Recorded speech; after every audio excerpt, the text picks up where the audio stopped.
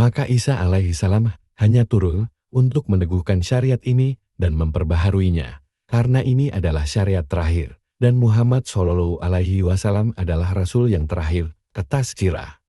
Apabila kita tambahkan dua hadits ini riwayat-riwayat lainnya yang sudah disebutkan sebelumnya tentang penghabisan Dajjal dan yang menunjukkan penolakan Isa alaihi salam untuk menjadi imam, maka terbuktilah bahwa imam atau pemimpin itu berasal dari umat Muhammad Shallallahu Alaihi Wasallam. Adapun Isa alaihi salam, dia menduduki posisi sebagai wakil atau setidaknya penasihat untuk sang pemimpin itu. Pernyataan ini dikuatkan oleh sebuah atsar yang diriwayatkan dari Ka'ab radhiyallahu anhu, yang pada atsar ini Isa alaihi salam berkata, "Sesungguhnya aku hanya diutus sebagai wakil, bukan diutus sebagai pemimpin." Nu'aim, Al-Fitan 387.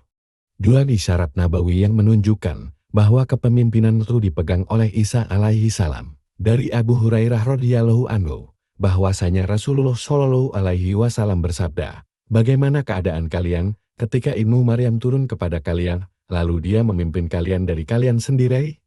Aku berkata kepada Ibnu Abi Zibe, "Sesungguhnya Auza'i telah menceritakan kepada kami dari Zuhri, dari Nafi, dari Abu Hurairah, pemimpin kalian dari kalangan kalian sendiri." Ibnu Abi Zibe berkata, "Tahukah kamu apa yang dia jadikan pemimpin untuk kalian dari kalangan kalian?" Aku menjawab, "Maukah kamu memberitahu aku?"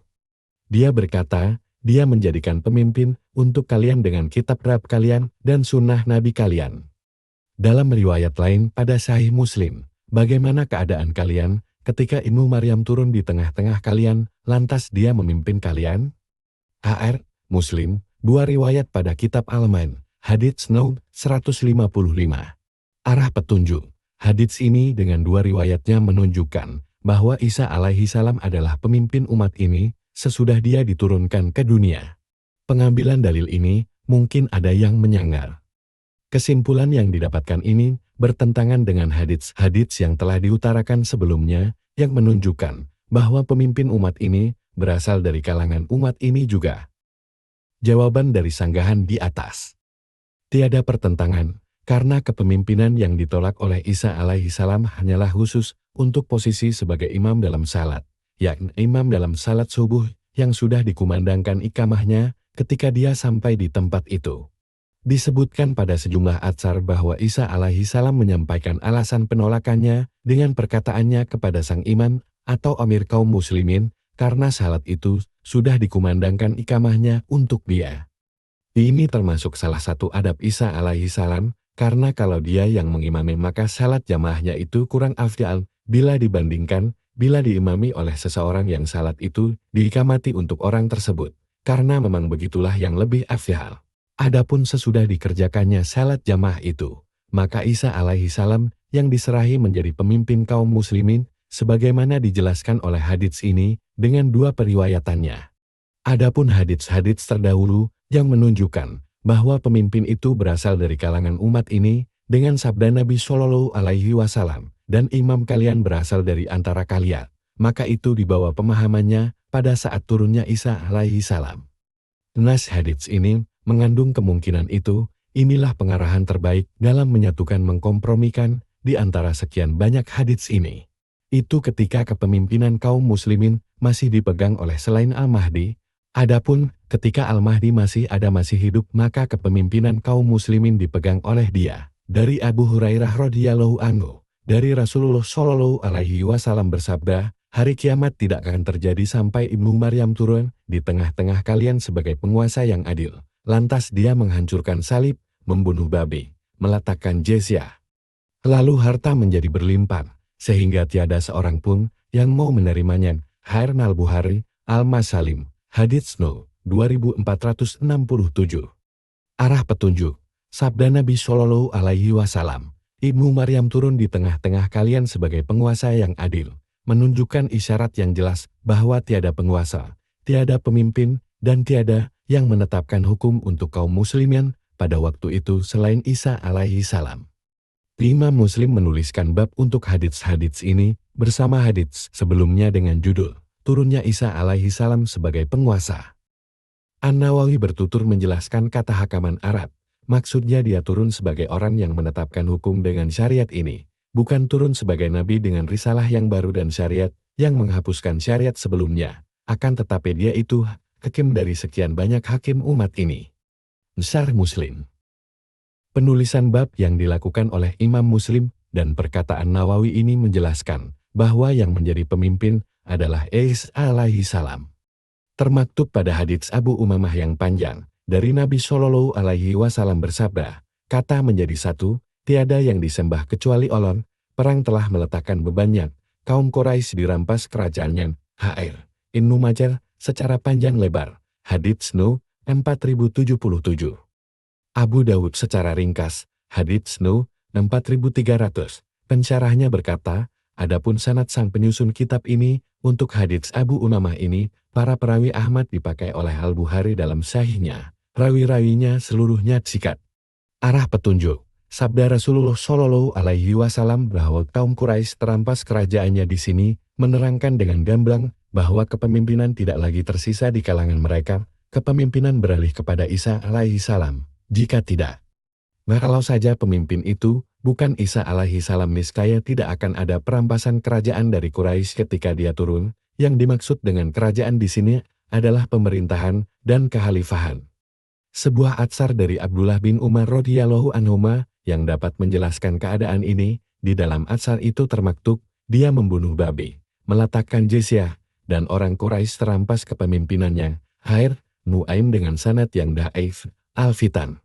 Dari Abu Hurairah radhiyallahu anhu, dari Nabi Shallallahu Alaihi Wasallam bersabda, nyaris orang yang masih hidup di antara kalian akan bertemu Isa bin Maryam sebagai pemimpin yang memberi petunjuk Imam Mahdi dan hakim yang adil. Lantas dia akan menghancurkan salib, membunuh babi, dan meletakkan jizyah. Kemudian perang pun meletakkan bebannya berakhir selesai. Hr. Ahmad, hadits 9343, sanadnya baik. Arah petunjuk. Nas yang jelas ini menerangkan bahwa kepemimpinan kaum muslimin berada di tangan Isa alaihi salam, dan dengannya dapat dipahami bahwa yang dimaksud dengan turunnya sebagai penguasa adalah posisinya sebagai pemimpin umat ini. Apabila nas ini kita tambahkan pada dalil-dalil yang sebelumnya, yakni sekian banyak dalil yang menjelaskan era Isa alaihi salam, penetapan hukumnya, dan aksinya menghadapi Ya'juj dan Ma'juj, yang semua pola kalimatnya menunjukkan secara jelas bahwa pengambil keputusan decision maker adalah Isa alaihi salam dan tidak ada keterangan apapun adanya pemimpin lain yang menyertainya. Ini menguatkan pendapat bahwa tiada pemimpin pada waktu itu kecuali Isa alaihi salam. Andai kata ada pemimpin lainnya, pastilah pola kalimat hadits-hadits itu menunjukkan hal tersebut. 3. Pengarahan dalil-dalil yang sebelumnya, serta penjelasan pendapat yang terkuat tentang masalah li. Agar bantahan terhadap adanya pertentangan ini sempurna, saya harus menjelaskan adanya dua kemungkinan tentang hakikat pemimpin di masa turunnya Isa alaihi salam, yakni kemungkinan pertama, pemimpin kaum muslimin pada saat Isa alaihi salam diturunkan ke bumi adalah Al-Mahdi. Kemungkinan inilah yang terkuat ini pula yang dituturkan oleh sekelompok ulama, bahkan sebagiannya dengan lafal yang pasti dan bisa dianggap qat'i. Ibnu Hajar menukil perkataan Abul Hasan Al-Has'i Al-Abidi dalam kitab Manaqib Asy-Syafi'i. Sudah mutawatir berita-berita bahwa Al-Mahdi itu berasal dari umat ini dan bahwa Isa itu menjadi makmumnya dalam salat berjamaah. Fathul Bari. Al-Barzanji berkata, tidak dinafikan bahwa Al-Mahdi yang menjadi amir sampai pada zaman Isa alaihi salam.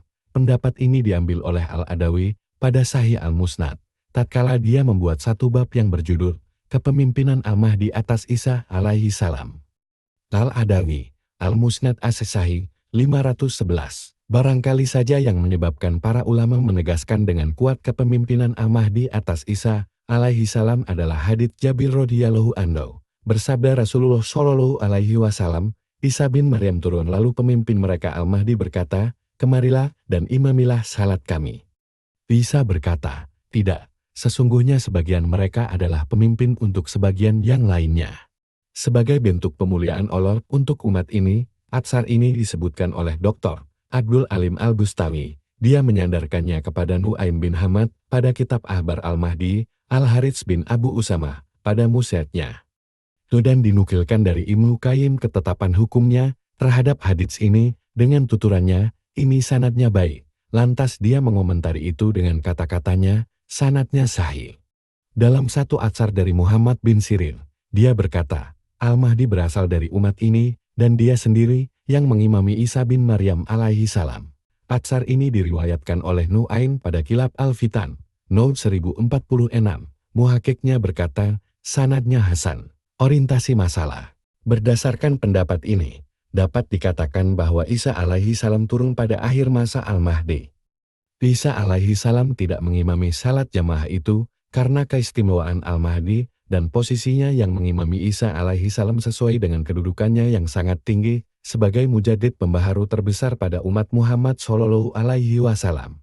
Selanjutnya Isa alaihi salam memegang kendali kepemimpinan sesudah wafatnya Al-Mahdi. Redaksi hadits yang sudah diutarakan menguatkan pernyataan ini.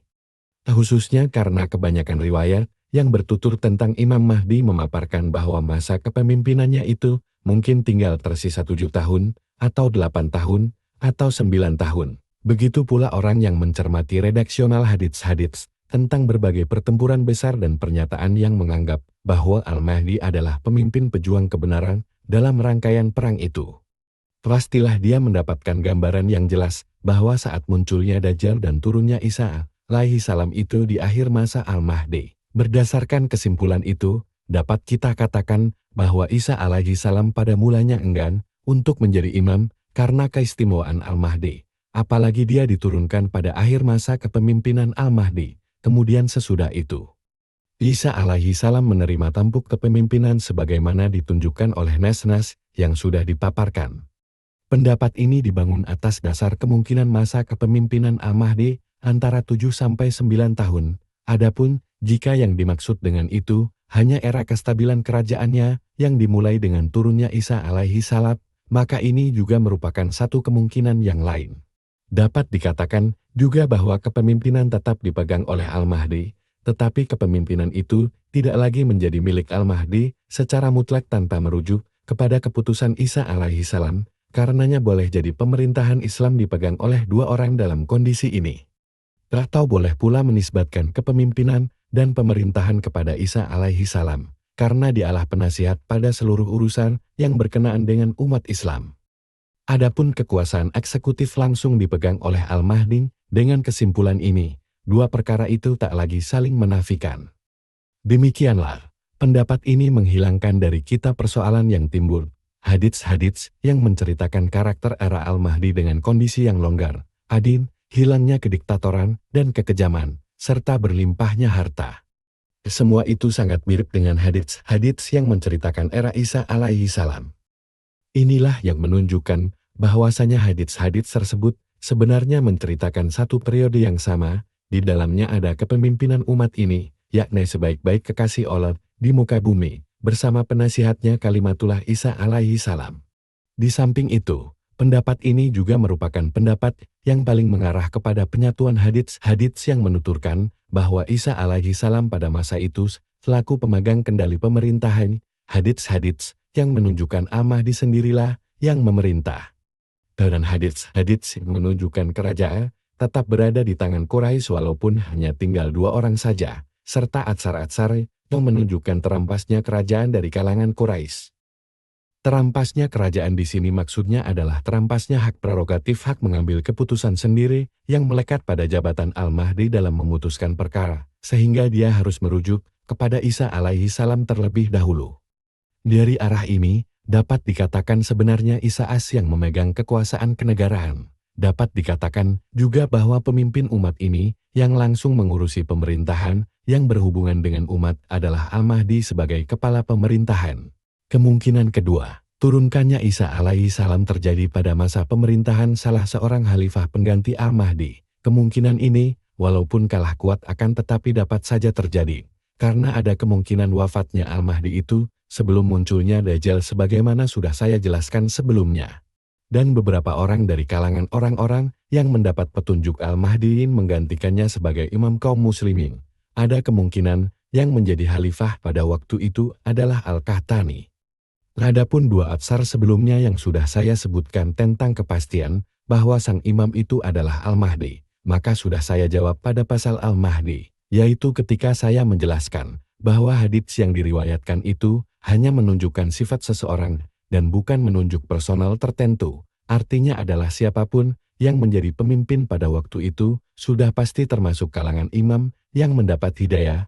Adapun perkataan Ibnu Sirin, ada kemungkinan itu merupakan pemahaman darinya atau hasil ijtihad dirinya ketika mengkaji hadits-hadits terdahulu.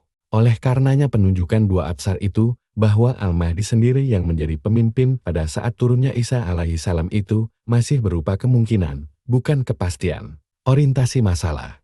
Berdasarkan kemungkinan ini, dapat dilakukan penyatuan pengkompromian antara hadits-hadits tersebut dengan kesimpulan